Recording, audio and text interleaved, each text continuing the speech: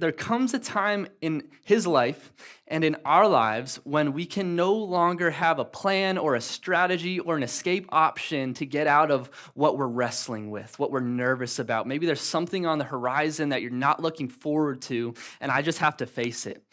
And I think that wrestling often begins when we have no escape option, when we are desperate.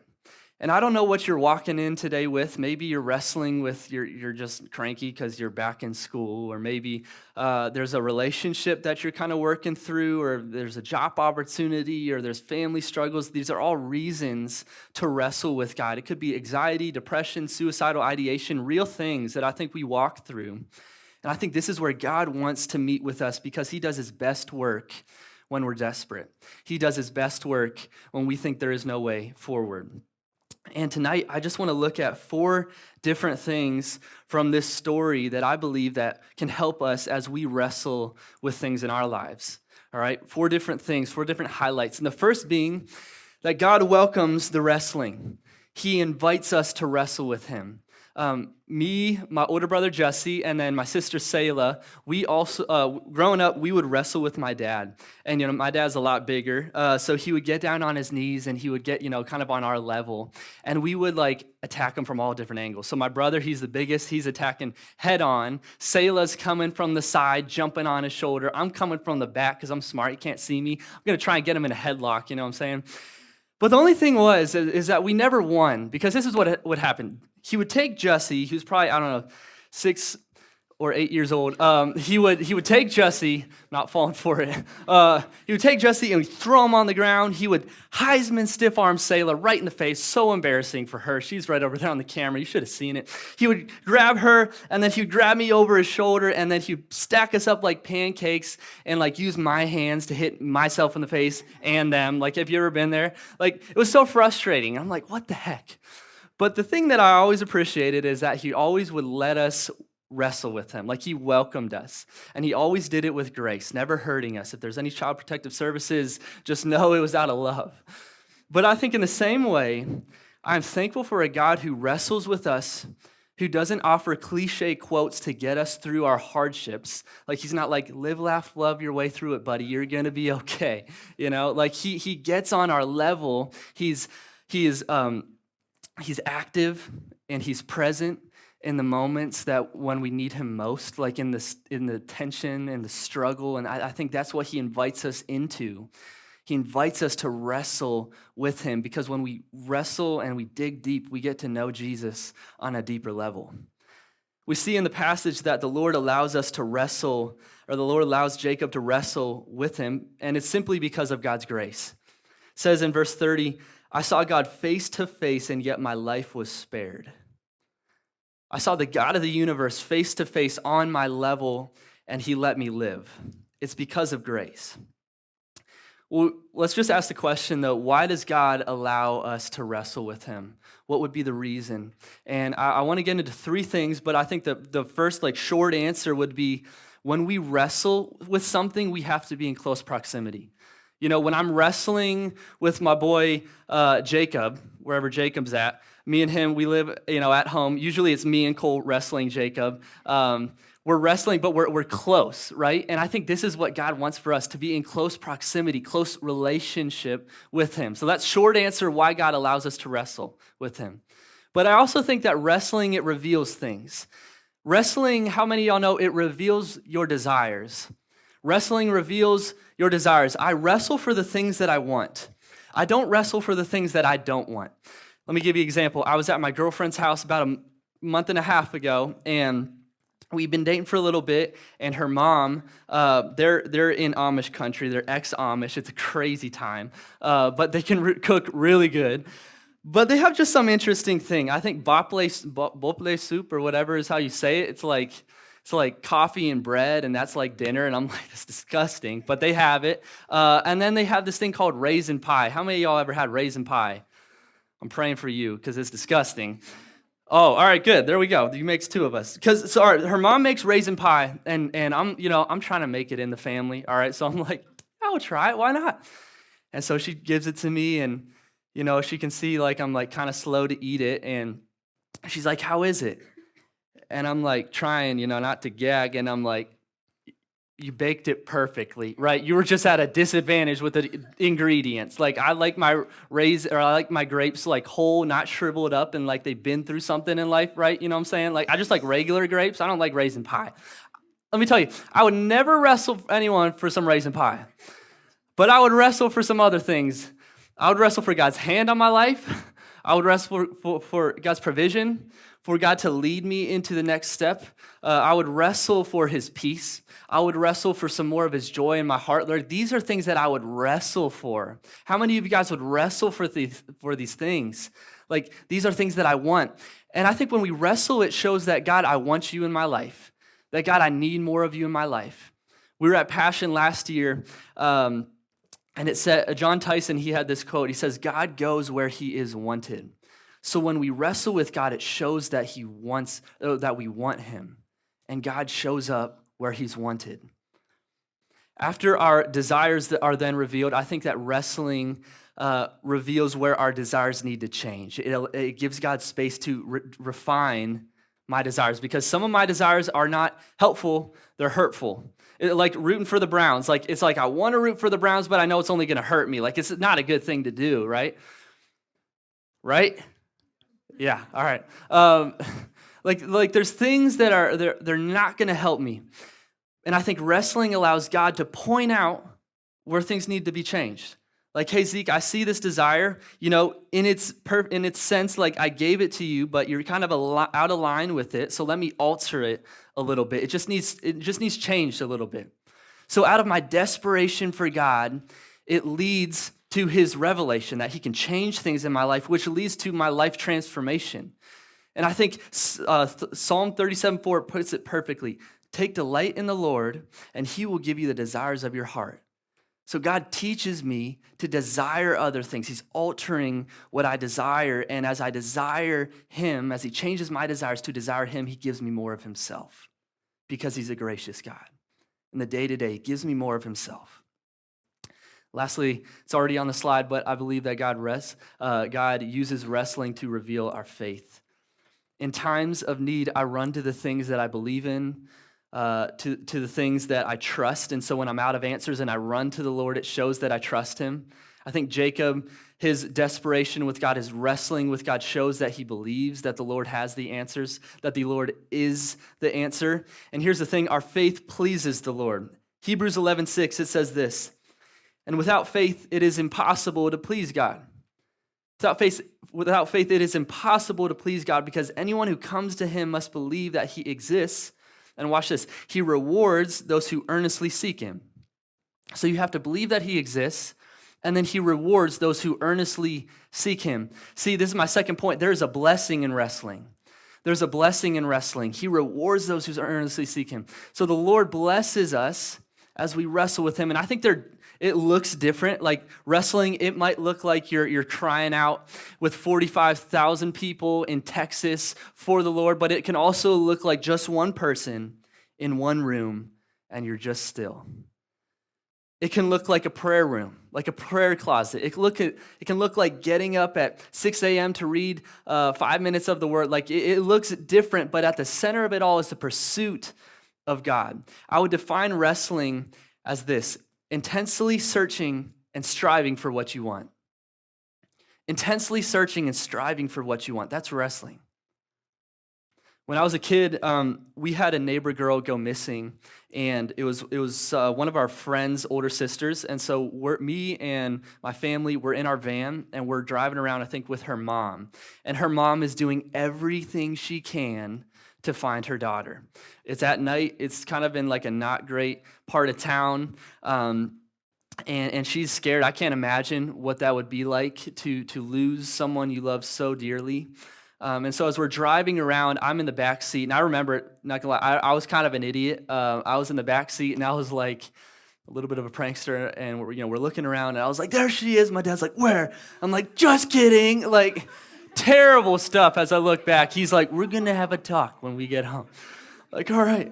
It's like false alarms, terrible. Good news is we found her, and she was okay. And I think that she was just this blessing and this present that her mom got through all the searching, through all the intense, no sleeping nights. Like after all of her searching, she found her daughter, and that's what was the blessing within the wrestling. And I think for us, that God and our intimate relationship with God through our pursuit of Him is the blessing that we receive in wrestling. But I think sometimes, if we're totally honest, I grew up in church. I know a lot of the Bible. I know a lot of the stories. And if you'd asked me to read about Joseph, I've studied the word of Joseph, or it's not even a book. You can see how much I'm not studying it. It's in Samuel. It's not even in Samuel. It's in Genesis. Okay. I'm proving myself wrong. But there's times where I'm like, man, I know this so much. Like, why do I need to read it and find a new revelation about the Lord? And I heard this quote that I thought was so good. It says, familiarity can keep us from intimacy. Familiarity can keep us from intimacy. So maybe you're someone who's grown up in church and you know the gospel and what it's about, and you know how to talk. But I think sometimes when we stay in that place of I'm just familiar with Jesus, it keeps us from a true relationship with Jesus. But wrestling breaks down the fabric of intimacy to reveal a more intimate relationship with God. It breaks down the fabric of familiarity to reveal a more intimate relationship with God. Jeremiah 29:13, it's something that I've always been encouraged by. It says, you will seek me and find me when you seek me with all your heart. It's a promise that we're given that if I seek God with all I have, I will find him. There's a blessing in wrestling. And when we're looking at the story, Jacob, his blessing in wrestling is that he's given a new name. So he goes from Jacob the deceiver to Israel, which means one who struggles or wrestles with God. And what this is, it's more than a name, it's just a new identity. And God is saying, that is who you were, and this is who you are. I'm taking your past, and I'm bringing you and walking you into something that is new in the future, and it's more like Jesus. And Jesus hasn't come at this point, but it's more like who I've created you to be. And it's interesting, though, because God's blessing over Jacob, it doesn't come when he's got it all figured out. Like, it doesn't come at a place where he's like cool and he's reading his word and he's got his coffee at 6 a.m. every morning and he's having a great time and he's out of this sin, and he's actually in a desperate place. It says that he's in a desperate place. God's blessing over him is something that he can't earn. Like, it's just given. He can't manipulate God's blessing. He can manipulate his father and his brother, but he cannot manipulate the Lord to earn the blessing. I played basketball, and I've shared this a number of times here, but I played basketball at Malone, and my sophomore year, before I played, I was talking with my parents, and I was just like, do I want to play? Do I not want to play? And I decided just to hold on and stick with it, and so I was like, all right, we'll do it. We had a great season. We won the GMAC, got a ring, went to the March Madness Division II tournament, had a great time. But I scored 2 points all season. Bro, that's crazy, bro. I worked hard for those 2 points, okay? I scored 2 points all season. It is true. I'm better than, I think, my stat line, but that's really what I did that year. I didn't do a whole lot to really help us win. I was on the bench praying for Marcus Ernst to make a free throw, if you know who that is. I was just praying, Marcus, just make a free throw. That was kind of my role. But I still got a ring. And I'm still a GMAC champion. So when you refer to me, you got to put champion in the name, okay? I still got it. But what I did to earn it was really I just kind of received it. I just held on for the ride. And I think with Jacob, he didn't earn the blessing. He just held on to the man. It says in verse 29, it says, then the man said, let me go, for it's daybreak. But Jacob replied, I will not let you go unless you bless me. He didn't earn the blessing. He just held on for the ride. And it's in a place where he is not at his best, he's actually at his worst. He's at his weakest. He's out of moves. His money isn't enough. His wisdom isn't wise enough. His strength is all gone. He's exercised all of it, and that's where God decides to bless him. I think some of life's greatest blessings do not come from places of strength, but rather places of pain. And I think it's pain that God uses to give us a purpose and to give us a story. He puts purpose in our pain, and he blesses us there. Anyone believe in the redemptive peace of God? that God can take what is lost and make it found, that he can take the old and make it new, or he can turn your trial into a testimony. Like God takes something that is causing us pain, and he can bring a redemptive story that is going to help us, but is also going to help other people. Like that's the kind of God that we have. There's a blessing in wrestling somehow, in some way. And maybe for you, what it is, I've ran out of patience for my roommate, and he smells terrible, or she smells terrible. She doesn't flush the toilet, and I'm out of patience. But God, I'm gonna say, I'm gonna hold on. It's a little thing, but a lot of us have been through it. I'm gonna hold on to you. Or maybe it's I don't understand X, Y, and Z, but I'm gonna hold on to the Lord. Or I don't know how I'm gonna get through this semester of college, or I don't know how I'm gonna pay my bills, or I don't even know how to make chicken, and I'm living on my own, and I'm like, what do I do? That's just my thing right now. I'm like, how do I cook chicken? That's kind of why I miss Passion. But like, I think there's things that we miss. Just being transparent. But I think there's things that we go through that are hard, but I think when we hold on to the Lord, that there's a blessing in it. That he marks us somehow, some way. There's something for me to learn through this. There's something for me to experience in my struggle with him. And it's interesting because the struggle and the wrestling, it changes you, right? It changes you. The wrestling changes you. I've never noticed this part in the story, but I always thought that Jacob was in the desert and he just picked a fight with some random guys to just start swinging on him. But what actually happens is it says that the man wrestled with Jacob, as to assume that maybe the man picked the fight. So God initiated the struggle. Well, why would he do that? I think when we strip it back, it's maybe, just maybe, that God wanted to change something in Jacob to refine his character, to make him more like him. There is something within him that did not glorify the Lord, and so he was picking a fight with Jacob. And it's interesting because God had declared over Jacob's life years before he was born a blessing. It's Genesis 25:23. It said, the Lord said to her, Jacob's mom, 2 nations are in your womb, and 2 peoples from within you will be separated. One people will be stronger than the other, and the older will serve the younger. So God told Jacob this. He blessed him here, but Jacob doesn't trust God. He trusts his own head and his own hand more than God's hand. He has trust issues with God. I'll put it like this. Have you ever seen a temporary spare tire? They're called donuts or space savers. They're like kind of a shorter or smaller wheel that you put on your car. They're not for long-term use. They're not a permanent solution. They're just to get to the repair shop. I think when we see the story that Jacob's wisdom is his temporary spare tire. Like, he is gifted, absolutely. He's very clever. If we're talking ACT terms, he's got like a 36. It's going to be helpful in some scenarios, in many scenarios, but it's not going to replace the Lord because it's going to break down at some point. And so what God does is this: hey, that doesn't glorify me. In verse 25, it says, the man touches the socket of Jacob's hip, so his hip was wrenched. So he dislocates Jacob's hip. And what's interesting about this is that his hip represents strength. Like, in their culture, it's just a form of strength, and it's also connected to the femur, which is the strongest bone in our body. It's the primary weight-bearing bone within our body. And so what God is doing is this kind of picture of him separating Jacob from his greatest strength to cause him to turn face to face with his own weakness, which then initiates his dependence on God's grace. Right? So there's something in my life that God has gifted me with, but I've relied on it too much through every problem that I go through. And God is saying, I'm going to separate you from that problem. I'm going to separate you from that strength so that you can see your very own weakness. And now you have to lean on me. That's what he's doing here with Jacob. And he's limping now. He's limping now. And I think his limp says, not my will, God, but yours be done. Not in my strength, but yours. God gets him to a point where he cannot take another step without recognizing his need for God.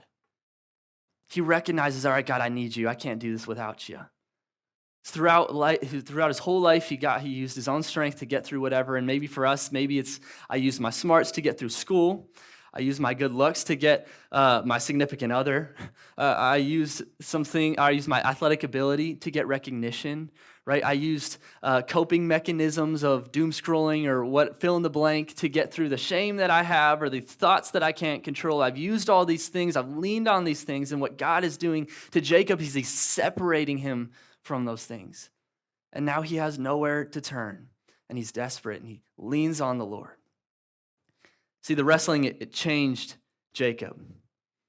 He walks with a limp. It's something physical. It says the sun rose above him as he passed Peniel, and he was limping because of his hip. When you encounter the Lord, you don't stay the same. You don't live the same. You don't walk the same. You don't move the same. It changes you. I think for us, just something practically is maybe there's something that is God-given. Maybe it's a singing ability. Maybe it's a speaking ability. Maybe you're really good with people, and it's going to serve you, but it's not going to sustain you throughout your life. And I want to ask us today, do you trust God more than you trust yourself? Like, do you lean on the Lord more than you trust yourself? And I get it. Like, maybe you have a valid reason to not trust other people or not trust the Lord because maybe you trusted someone one time and they burned you, and you think, well, if I trust the Lord, he's going to burn me on an even higher level. I really struggle with trusting the Lord in a lot of ways. I think financially, I struggle to trust him. I struggle to trust him with my future. Like, I'm 25. I'm a couple years older than you guys. I'm already hit unk status to many of you, and I'm like, what are you going to do with my life, Lord? How long am I going to be here? I'm looking ahead. I struggle to trust him, or even trusting him with how do I figure out this problem in my life or this problem? And it looks so small, but I'm like, God, how am I going to do it? I think just a simple thing, 2026, we don't know how much time we have left on here, and I think 2026 is just a year to take a step. To say, all right, God, I'm going to try to trust you because I've done it my way and it didn't work out well. I'm going to trust you.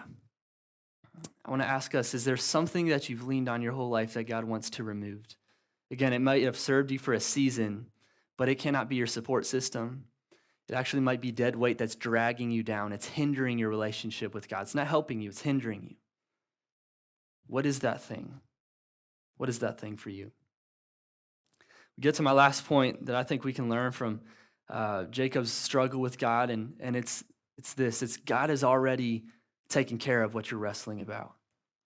He's already taken care of what you're worried about on the horizon. We look at Genesis 33, so it's the next passage, and it says this. Jacob looked up, and there was Esau coming with his 400 men, so he divided the children among Leah, Rachel, and the 2 female servants. So he's still kind of he's still trying to figure it out on his own a little bit.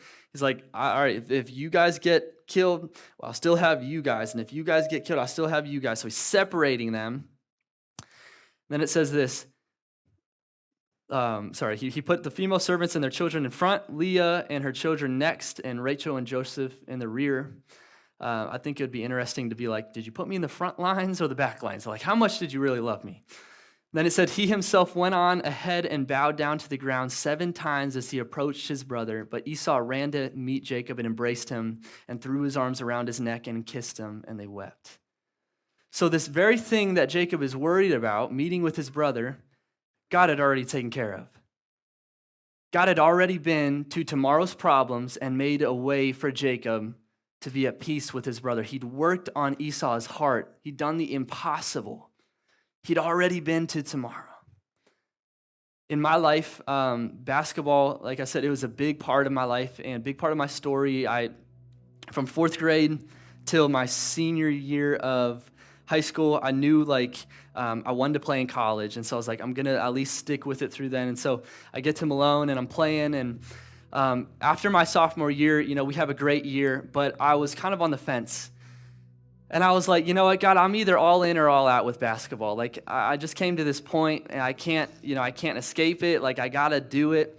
But what I was always worried about is when the ball stops bouncing, what would be my identity? What would take up my time? What would be my interests in life? I put so much time into a game that when it would be taken away, what would happen? And I remember I was sitting behind the Malone cafeteria on the hill where the soccer field is now. It was just me. And it was I don't know, it was after dinner. And I remember saying, God, all right, I'm going to trust you with this next part of my life. And I called my parents and I decided I'm going to give up basketball.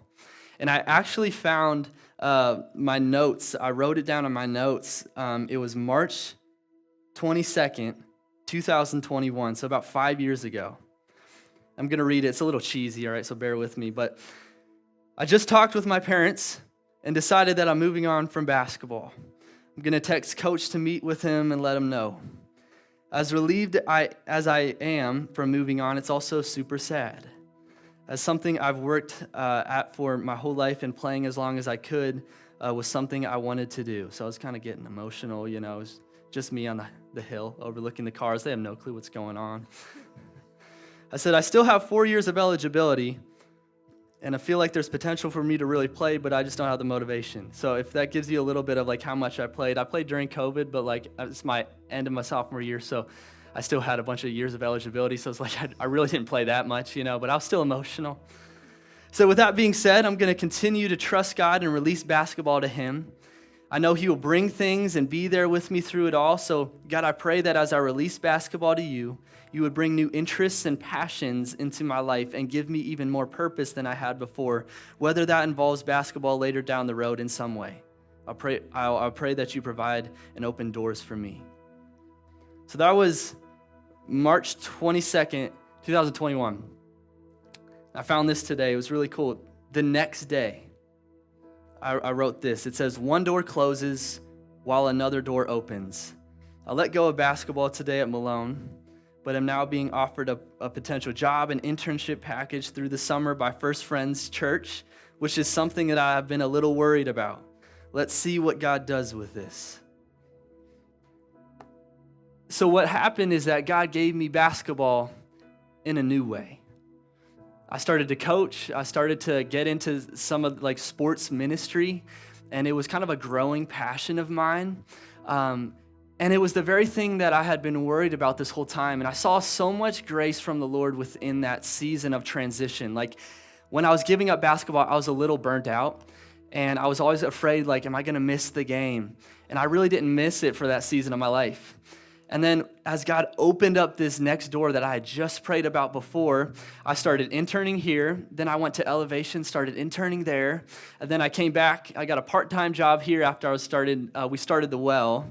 And then I got a full-time job. And I felt like it was God calling me all along. And I wrote down in my notes that, God, I feel like I'm going to speak one day, but I hate public speaking. And it's really not in my area. I don't have a job. I don't have a position. I was on the bench playing basketball at Malone. We didn't have the Well. I wasn't even a ministry major, wasn't a minor. I just felt like God was calling me to it. And it was cool how God used my passion of basketball and was aligning it at the perfect time to meet with this new interest in my heart.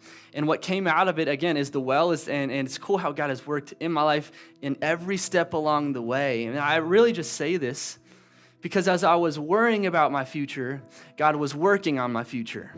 He was aligning these things for me, and I want to encourage you that whatever you're wrestling with today, he's gone before you, and he's already taken care of the details. You don't have to worry.